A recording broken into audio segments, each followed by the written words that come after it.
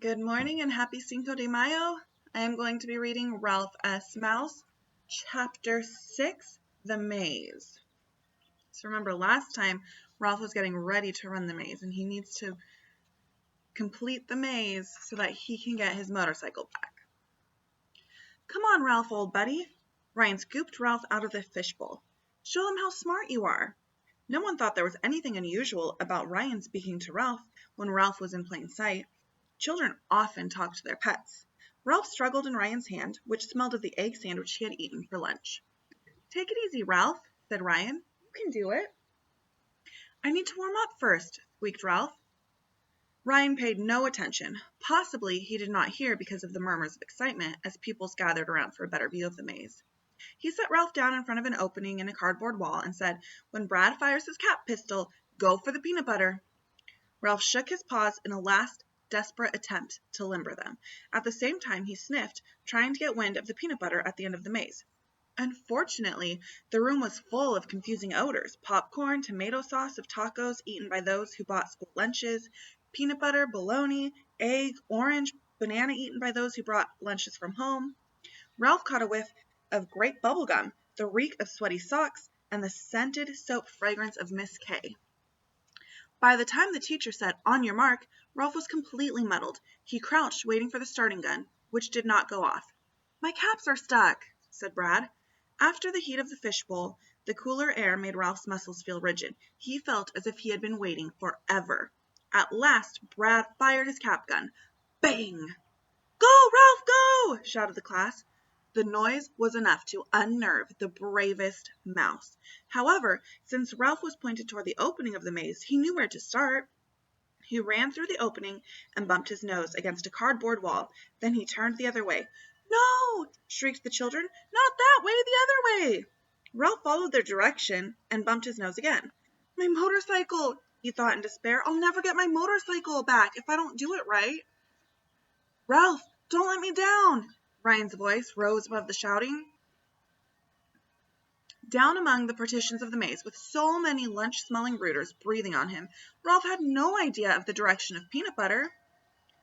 Ralph D. Mouse, Brad yelled. Everybody shut up and give him a chance, screamed Melissa. Suddenly, Ralph was angry. He knew he was really a smart mouse. Why should he have to run around banging his nose in front of all these tacos and sandwich gobblers? Nimbly, he leaped to the top of the partitions, caught a whiff of pure peanut butter, and took off across the top edges of the maze. He would show them who was smart. Ralph was halfway to the peanut butter when he felt Ryan's egg sandwich-smelling hand close around his body. Hey, said Ryan, you weren't supposed to do it that way. Ralph, feeling that the world was unfair, found himself back at the beginning of the maze. He was furious. No one had said he had to bump his nose on every single dead end in the maze. Why should he? The object was to reach the peanut butter as fast as possible. On your mark, said Miss K a second time. Bang! Went the cap gun. Ralph leaped to the top of the partition. Here's a picture of the students watching Ralph try to do the maze.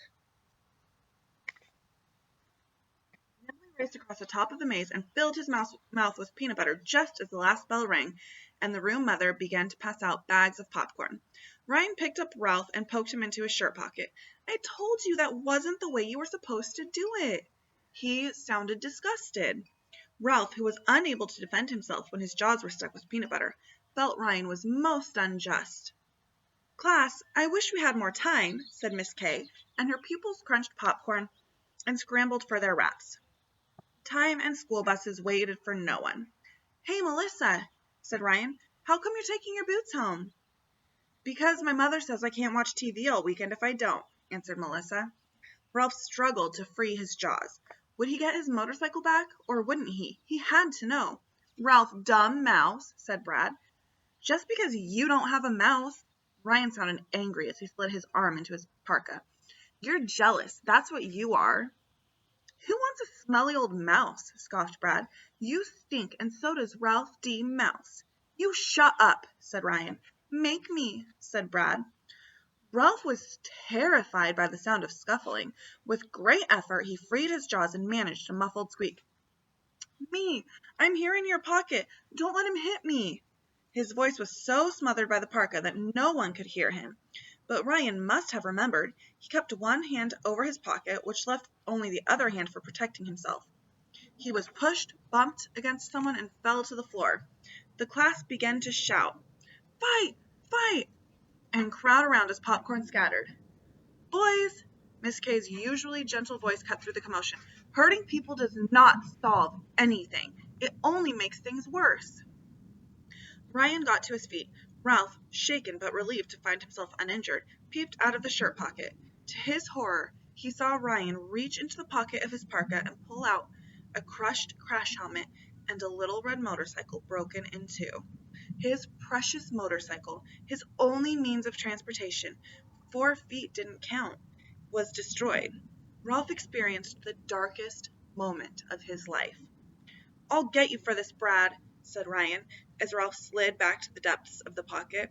"You broke Ralph's motorcycle." Brad laughed. He could. He had not been knocked down. "Are you crazy or something?" he asked. "What do you mean, Ralph's motorcycle?" There's Ryan looking really sad that Ralph's motorcycle is broken, and Brad's just smirking. "Boys, that's enough," said Miss K. "Hurry along, Ryan, or you'll miss your bus." In the hall, Ralph emerged from the pocket to confront Ryan. "Now see what you've done? Because you wouldn't give me back my motorcycle, you've gone and wrecked it." Ryan, flushed and humiliated, turned on his friend. "I don't care if your motorcycle is broken," he informed Ralph.